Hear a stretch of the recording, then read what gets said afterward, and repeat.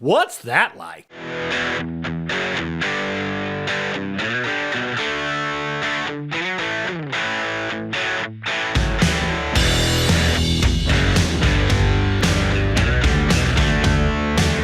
What's going on, people? Hey, it's another edition of the What's That Like podcast. I'm your host, John Knowles. So, hey, it's been a while, I know. I've been traveling crazy busy with work. We had a family vacation in there where we went out to California, spent some time at Disneyland and did some things. We tried to record one of my video podcasts at Paramount Studios, recorded the whole episode, and I interviewed one of the tour guides there for what I thought would be a nice video tribute to Paramount Studios. And their lawyers stopped me, believe it or not. So the tour guide actually had called his boss, and his boss called legal.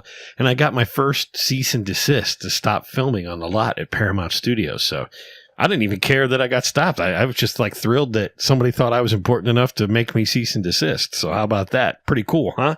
We'll have more of those videos to come. We got some more travel coming up. So hopefully I'll get you some cool things that you can take a look at as well. Other thing that I've got going on is lately that's really kept me from doing a lot of the podcasting is a lot of you know I've got the band Retro Rocket, and we've just been swamped lately with a lot of band activity. I want to thank all the folks over in Hillsborough. First at the Old Settlers Committee for having us play the Old Settlers Days festival on Thursday. That was on August 3rd. And the thing we got to do for the second time, and you heard about this in the episode we had a while back with Zach Weigel, is we got to play the float again for Stamp Out Cancer. So we got to ride the float, powered it up by a generator, and got a rolling rock concert right down the parade route there in Hillsborough. Saw about 3,000 people.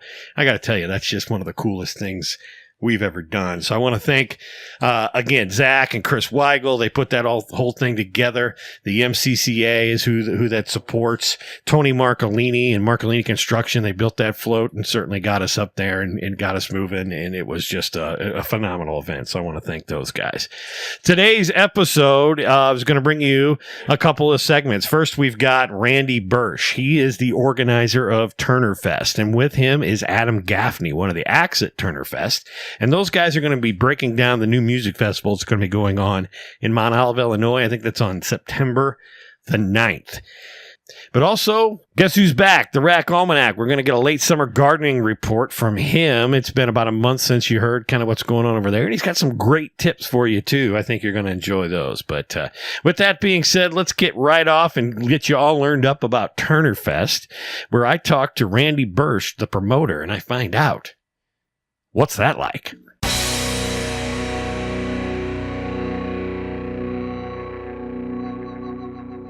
So Randy, we're here to talk about Turnerfest. Yes. First annual Turnerfest going to be happening here in Mount Olive coming up. What made you decide you wanted to have this thing called Turnerfest? I've been wanting to get Steve Ewing, which is going to be our headliner for Turnerfest, into Mount Olive for a few years now. Todd Overby was saying how Turner Hall was wanting to do another event like at the park towards the end of the year after homecoming. And I was like, hey, I got an idea. Why don't we do a music festival? Okay.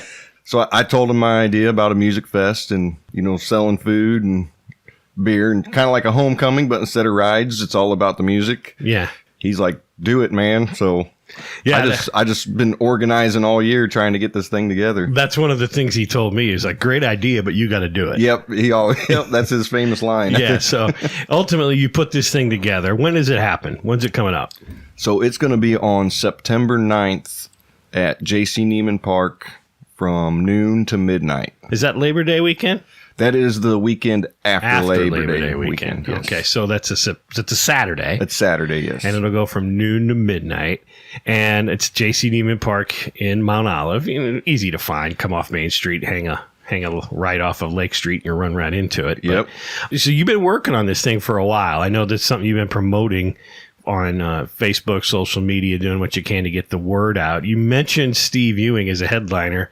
Let's just start with him and work our way back. Who's Steve Ewing to maybe the audience that isn't familiar with Steve? Okay, so Steve Ewing is this awesome lead singer for the 90s band The Urge, one of my favorites. So besides the Urge, he also has the Steve Ewing Band, which is a cover band.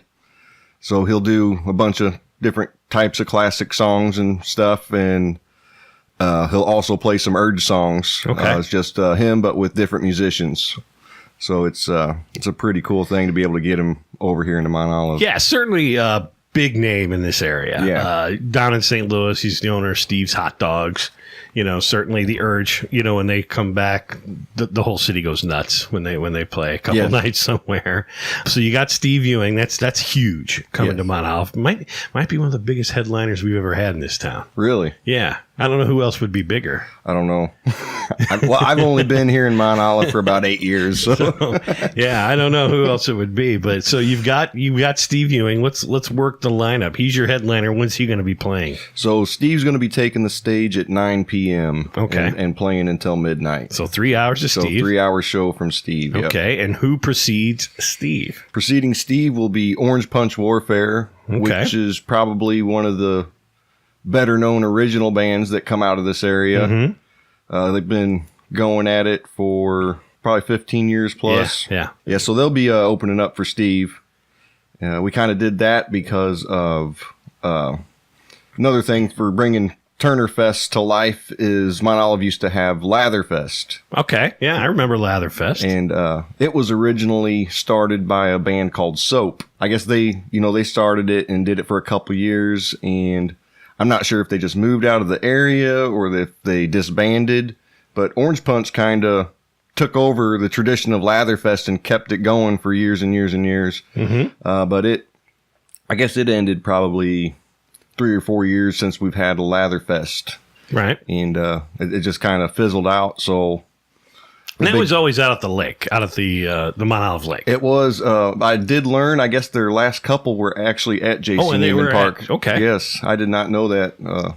Found that out the other day. So you're kind of continuing a tradition, a little bit of renamed. Yeah, renamed it. Orange Punch was a big part of that tradition previously. So you're using them as kind of the glue that binds the two events together. Yes. Yeah, okay. I've been getting with Rob a lot, who's in Orange Punch Warfare, and collaborating with him on how we transition it and change it from a Latherfest thing to a Turner Hall thing. Yeah. So we renamed it Turnerfest, but still keeping the original music because it was all about original musicians getting together and just playing for a crowd. Right.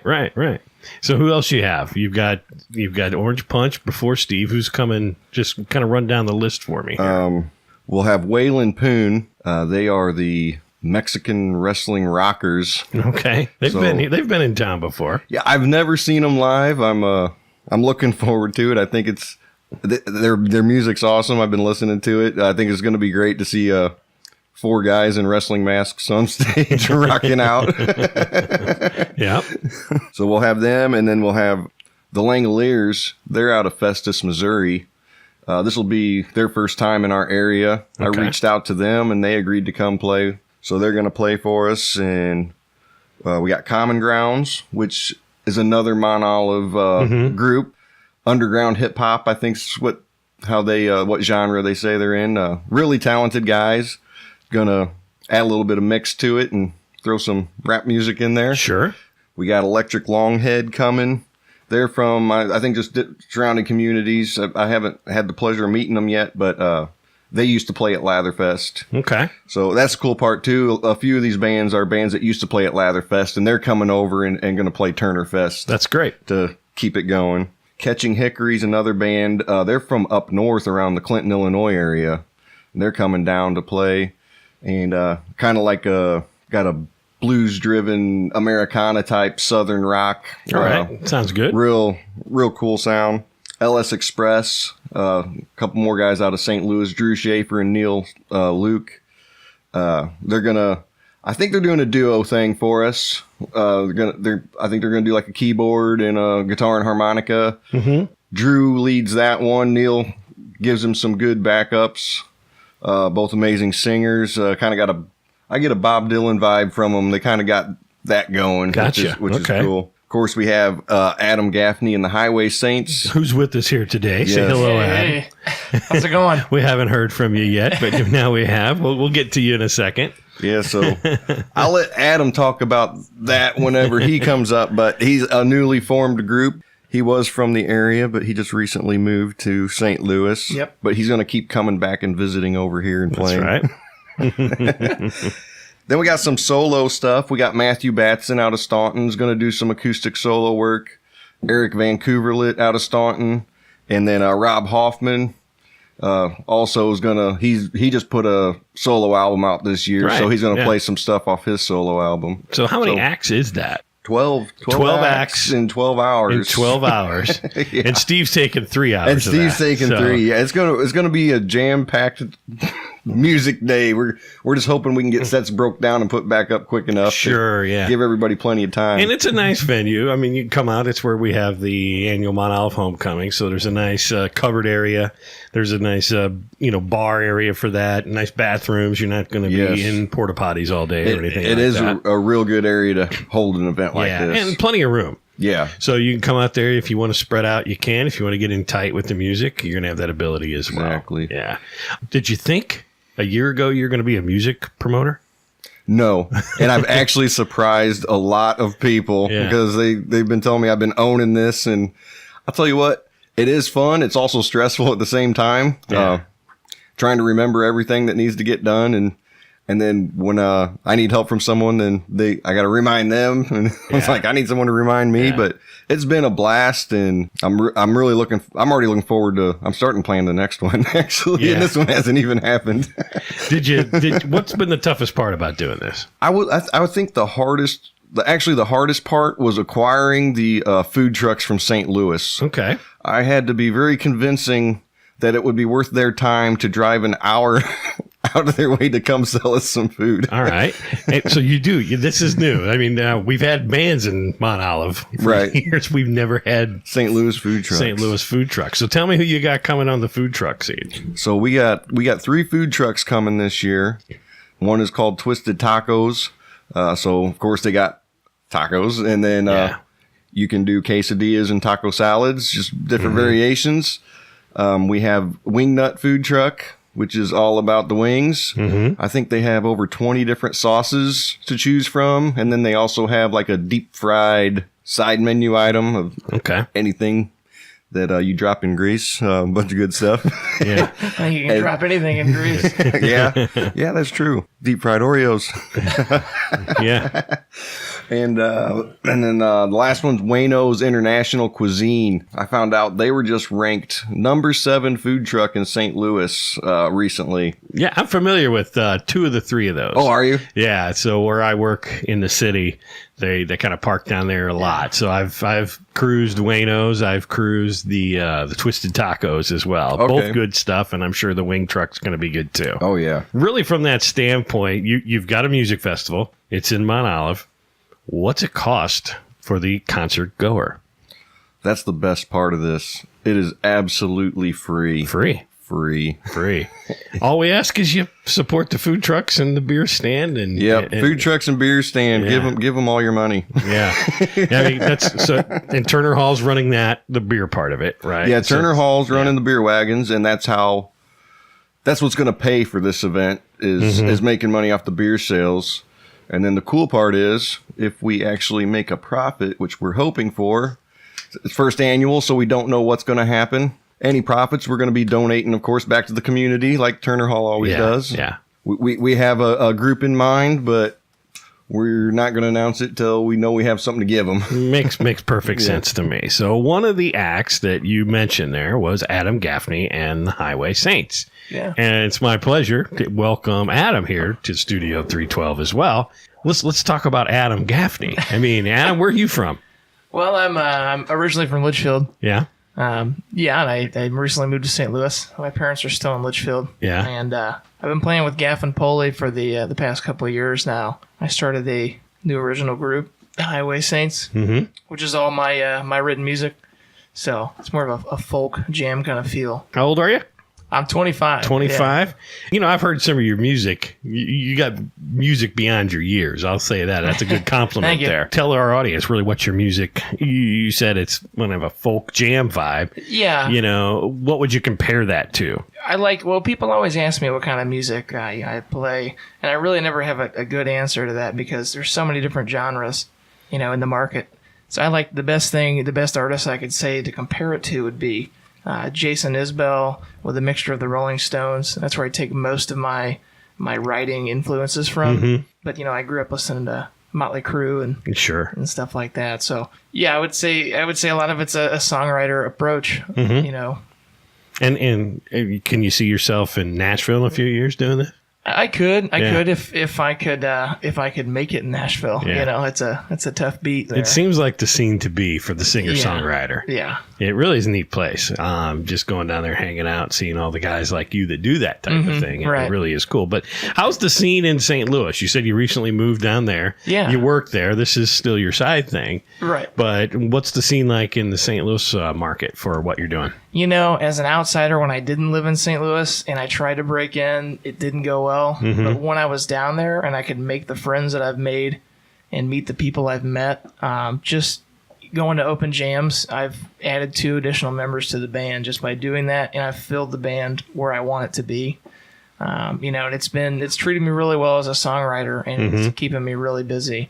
Well, I think you got a cool name. Of all the names you listed over there, Randy, I mean, Adam Gaffney and the Highway Saints. That's a kick-ass name. Yeah, it's interesting. I get a lot of questions about it. Where'd you come up with that? Well, I've been playing music for the past couple of years now, and, a lot of the places I play were, dive bars in small towns. You're going down the highways, and, you always see, like, the Jesus Save signs on the side of the highway. And I was thinking one day I was coming back from a show with Gaffney Poley, and I was like, that would be a good name for a band, the Highway Saints, and it just stuck. So you Googled it, and it probably wasn't taken. No, it wasn't taken. So I was like, I'm gonna coin it, and that's it. Yeah. So yeah, I'm in a band, a cover band, Retro Rocket, and my buddy always says I didn't start the band. I came later, but he says when they were naming the band, he swore to God every time he typed the band name into Google, somebody already had it. He swore that there was some guy at Google just screwing with him the entire time. But no, cool name. So you're going to be appearing somewhere probably in the mid-afternoon area? Yep. Around 4 p.m. Yeah. He's going to be taking the stage with his band. Yeah. Yeah. We'll be a man down. Our violin player's not going to be there, but that's a bummer. The dude is amazing. Yeah, he's pretty good. He's pretty good. So it's going to be Adam Gaffney and a Highway Saint. It's originally a 5-piece. Oh, okay. And we'll still have the majority. Gotcha. Well, that's great. Yeah. So I'm looking forward to all this. Back to you, Randy. When we look at the lineup here, it seems like it's got a little bit of something for everybody. Is that the design? That was the idea, to make it appealing to all ages. Yeah. All music lover types. I did not really lock down any country music this year. I'm hoping that's something I can get put on the lineup for next year, just to broaden the genres a little more. Mm-hmm. But yeah, we're going to start the day off slow with some solos. And build up to the duos, and then start getting into the full bands with like Adam, which still easy on the ears. And then once we get late in the night, it's going to be rock and roll time. Yeah. Well, it certainly will be. I know Ewing brings the show. He really does. That guy's got a lot of energy. Yeah. He's fun to watch and listen to. Yeah.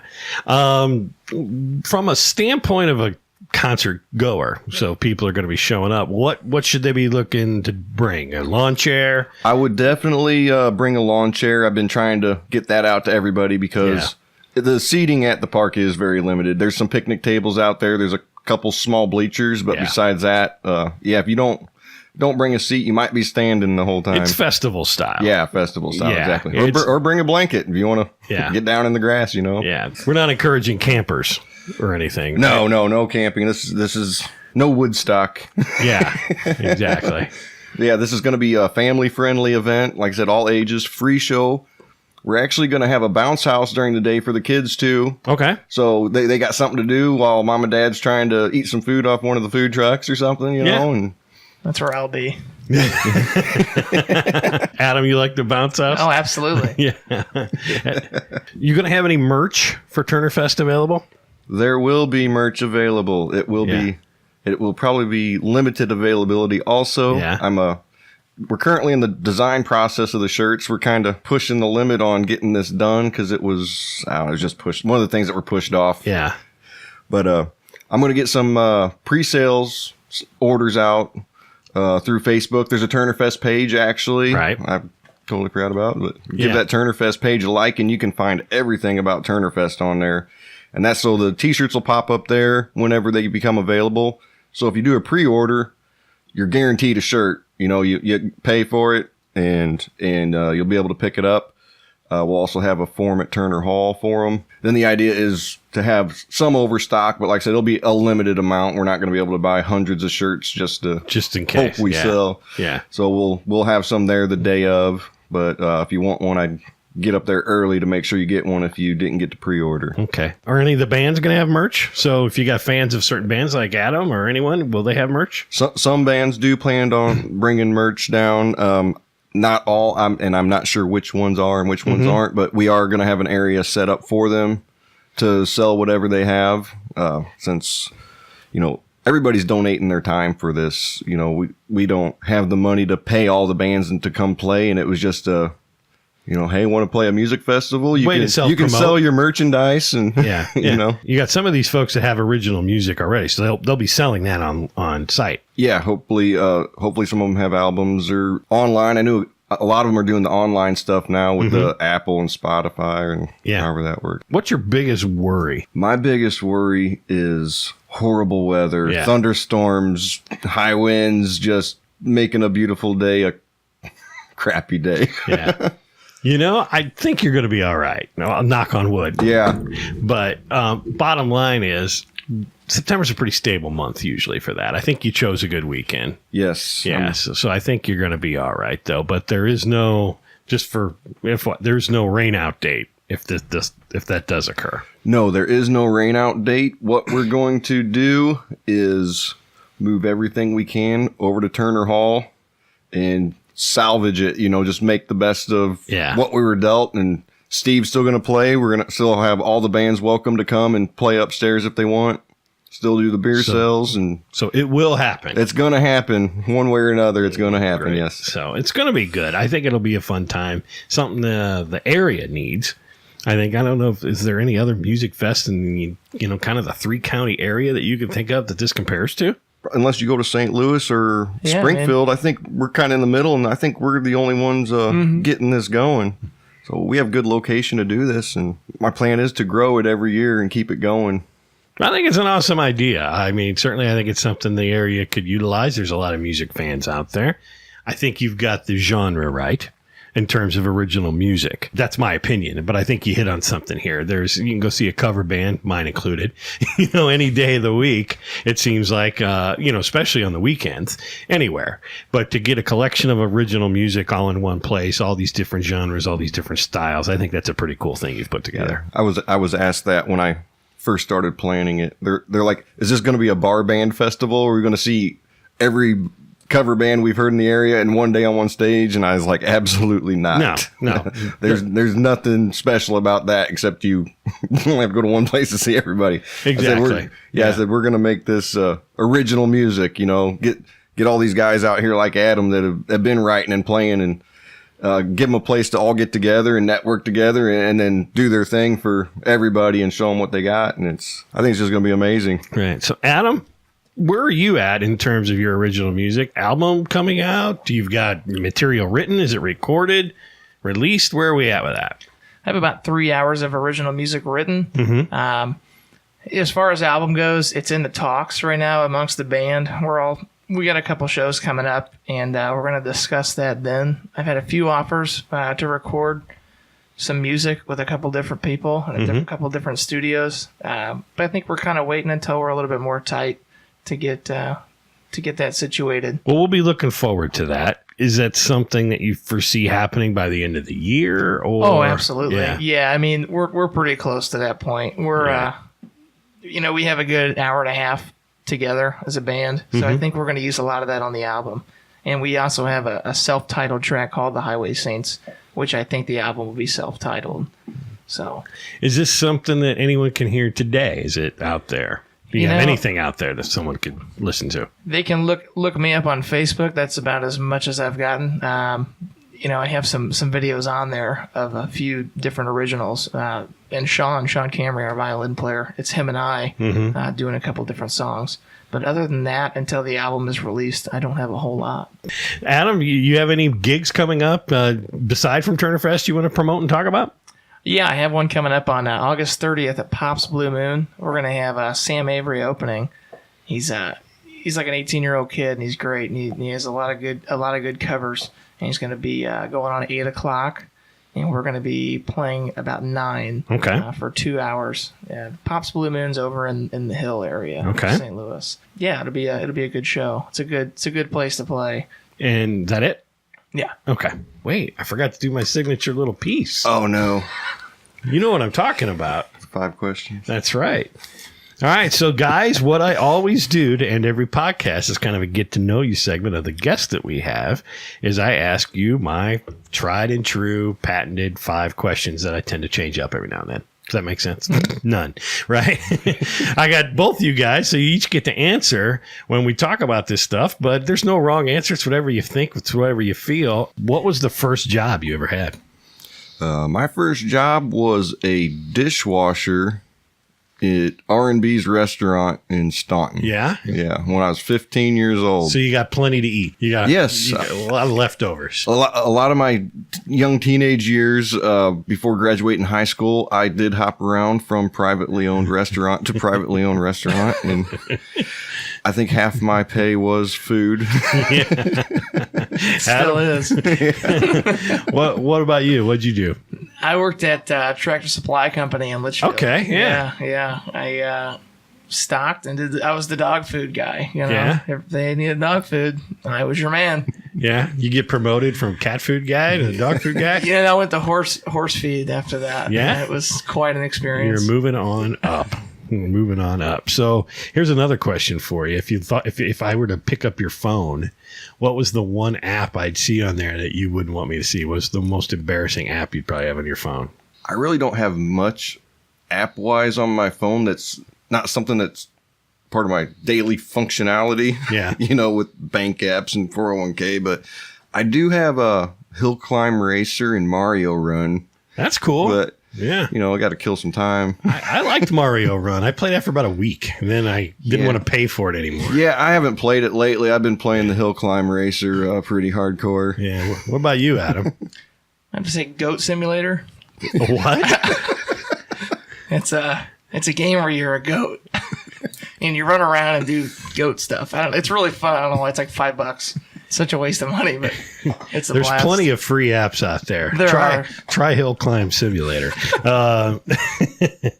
If we were driving down the street and I passed you in a car, what's the one song that you'd be belting out that you'd be embarrassed to tell everyone you know all the words to? I am so horrible with lyrics that I couldn't sing a whole song. Well, what would you be singing along to? Singing along to would probably be some Spice Girls. Yeah, I think that was actually one of the first CDs I ever bought. Yeah, that's a good one. I loved it.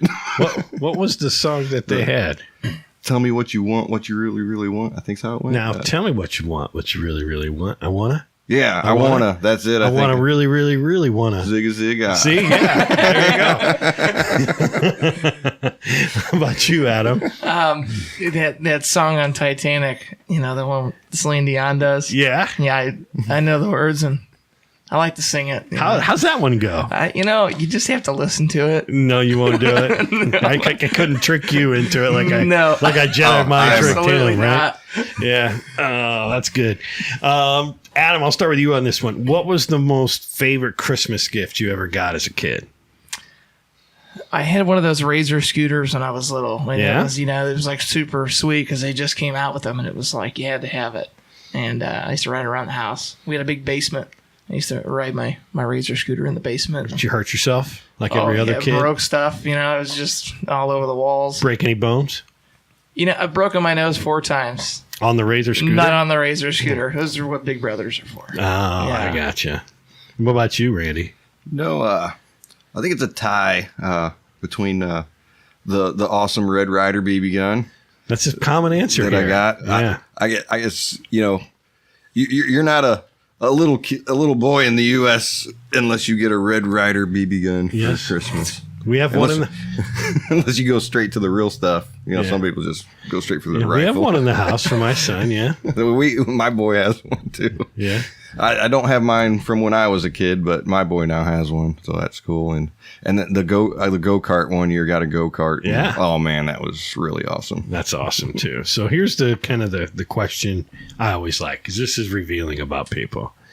Randy, what TV show would Randy Burch be a character on? I know you've gotten this answer before, but it's the same answer. It's the same thing I would answer is The Walking Dead. Yeah. I would love to be in that show because I think if I was a character on that show, Negan would already be dead. Yeah. Yeah. You think you'd do well?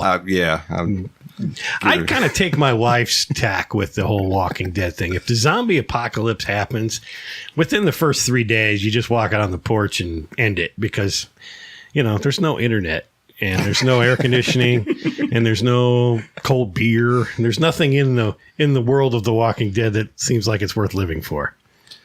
Yeah, that's very true. You're going back hundreds of centuries in the way you live. There's no Netflix, man. I don't know what I'd do. Adam, what about you?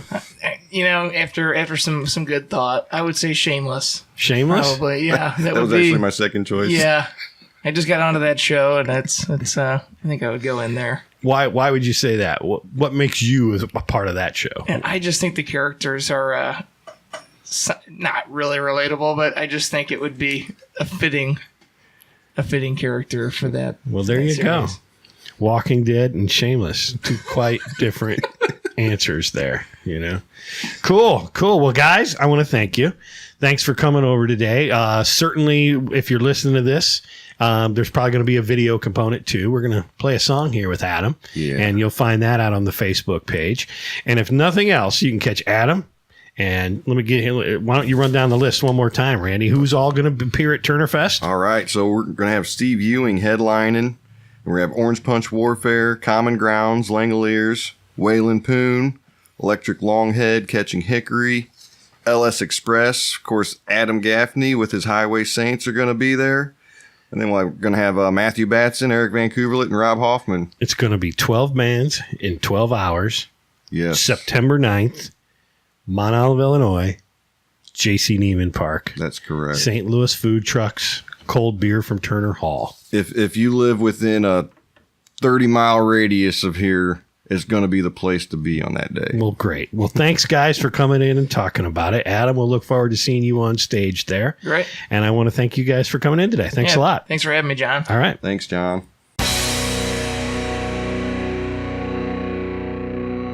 So, hey, there you had it. That was Randy and Adam Gaffney of Turnerfest. I think you're going to find that festival really cool. If you don't even like the music come out that day, the food trucks themselves are going to be a delight to have here in Central Illinois area. You get some stuff probably you're not going to see every day, but it's certainly tasty, and those guys know what they're doing on those trucks. That's why they're so successful. So thanks again to Randy and Adam. We're going to get a video of Adam performing posted there as well. So we'll have that out there on the Facebook page real soon. Next up, the segment you always love. It's the Rac Almanac. Hey, we're back here on the Rac Almanac. I got my neighbor back with me, Mr. Terry Rackley. Rac, how's it going, buddy? It's doing good. Third installment here. We've had you throughout the summer. Yeah. How's it going over there? How's the Green Thumb going? The Green Thumb is doing real well. Yeah? I'm getting all kinds of tomatoes. I pulled my onions and my garlic, and they're both drying. Yeah? And I got my fall plants started. Now, this is a time right now if you're going to want to plant cabbage, cauliflower, broccoli, Brussels sprouts, kale. You need to get that stuff started right now. Yeah. Because you got to figure probably start it like within 14 weeks before the first frost. And for our area right now is the time to be doing it. We're 14 weeks away from frost. Yeah, roughly. God, I hate to think about that. I'm a summer guy, buddy. Well, that's the first frost. Yeah. Now, that's on average. That doesn't necessarily mean that we're going to get it at that time. But could be sooner, could be later, but that's Right. why they recommend going in with it now. Yes. Right. So you planted some different types of tomatoes this year. Yes, I did. So what do you got over there, and what makes them different? Well, they're heirloom tomatoes. Okay. What's that mean?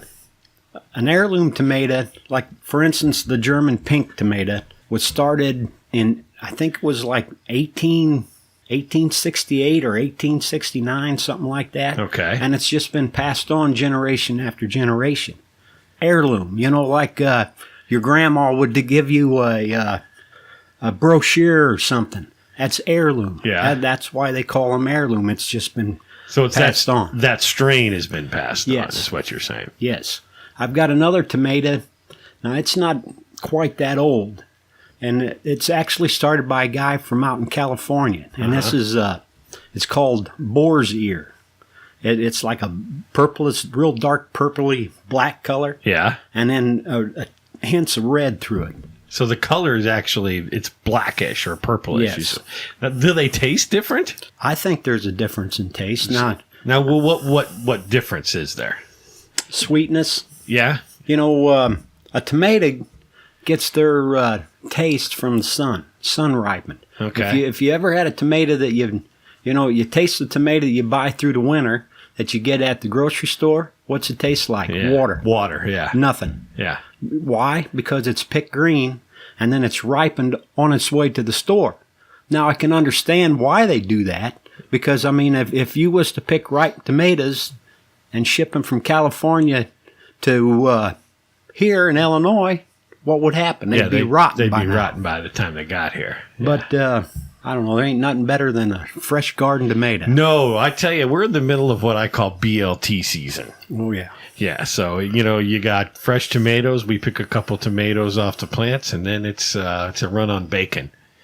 Oh. You have bacon and BLT. Well, season. everybody likes bacon. Oh, well, bacon makes everything better. You've never heard anything that said, "Oh, that was worse because you added bacon." Right. Salads, bacon, wrap fillets, bacon. It's always better. Yeah. Yeah. Well, that German pink that I was telling you Yeah. about, we got tomatoes so big that the other day the wife made bacon, lettuce, and tomato sandwiches. We had slices of tomato put on the toast that was bigger than the bread. That's big tomato. That's a big tomato. I've seen those tomatoes you're picking off there. Those things are more than a handful. Oh, yeah. They look like a kitten ball. And they're good, too. Yeah, they're good, too. So you've been moving some things around. So you've kind of made an effort to go to these raised beds lately. Mm-hmm. And tell us why you're doing that. Well, it's a little easier. I'm getting older. Yeah. I mean, a lot of your raised beds are maybe 12 to 18 inches off the ground. Uh-huh. I'm going 2 feet. Yeah. And I'll tell you what, try it. I mean, you don't have to bend over that far, to pick weeds. It's just a hell of a lot simpler. If you got a bad back, that's what you want to do anyhow. It's a lot more convenient. You're probably Yes. more apt to keep it clean when you can just walk Of by and course. pull them out than when you got to get down on your knees and get in there and dig all that stuff Right. up. Yeah. Well, I think they're looking good. You got me convinced. So we'll be putting one over here at the Knowles compound soon. Cool, and you're going to like it. Yeah. You won't have to bend over as far. I like the sound of that. So Hey, one more thing. yeah, go ahead. To all you people out there, if your tomatoes ain't turning, I mean, what stopped that, believe it or not, when we had that 100-degree weather, that pretty much puts a stop on that. Froze them up, or actually the difference, right? There's actually a chemical in a tomato, and I can't remember what the name of it is, but whenever the temperature gets over 85 degrees, it wants to stop. That chemical is what turns the tomato, starts it in its process of ripening. Okay. Now, if you got that problem, take and snip off the leaves on the bottom half of your tomato plant. That way most of that stuff's going to go up to the fruit. Okay. I mean, just a little bit of tip there. So. There you go. Couldn't think of a better way to end it, Rac. All On the right. Rac Almanac with another tip. We'll catch you next time, buddy. All right, see ya. See ya. So there you go, another edition of the Rac Almanac. He's always bringing you the best tips here for doing whatever you need to do in your garden right here in Central Illinois. Great tips though about that tomato thing. I mean, he was dead on about that. When I came back just after that spell of hot weather, no tomatoes ripened up. As soon as it started to cool off, next thing you know, we were producing, and we did trim some of the lower hanging leaves. That stuff actually did work. So I want to thank Terry, and going back again, I want to thank Randy and Adam for coming in here and talking about Turnerfest. What I want to do now is bring you my friend Greg Shively. Now, Greg is a veteran of music festivals as well. He worked as a roadie for 311 back in the early 90s, and we're going to talk to him about really how all those music festivals work. So, Greg... Hey, are you done talking yet? What? Time to shut it down. Well, Bob says we're out of time again, Greg. Sorry, man. Again. So that's it. That's it for this episode. We'll see you in the next couple weeks with another one that I think you're really going to like. This has been John Knowles with the What's That Like podcast. Peace out! What's That Like is available in the iTunes and Google Play stores. Search for What's That Like. Subscribe today and never miss an episode. Streaming is available at SoundCloud.com and on the SoundCloud app. Follow What's That Like at Facebook.com/What's That Like podcast and on Twitter at What's That Like Pod. All opinions of the guests of the What's That Like podcast are their own, not necessarily the views of the host or the podcast producers. We hope you enjoy this podcast serving Central Illinois and beyond. Peace out!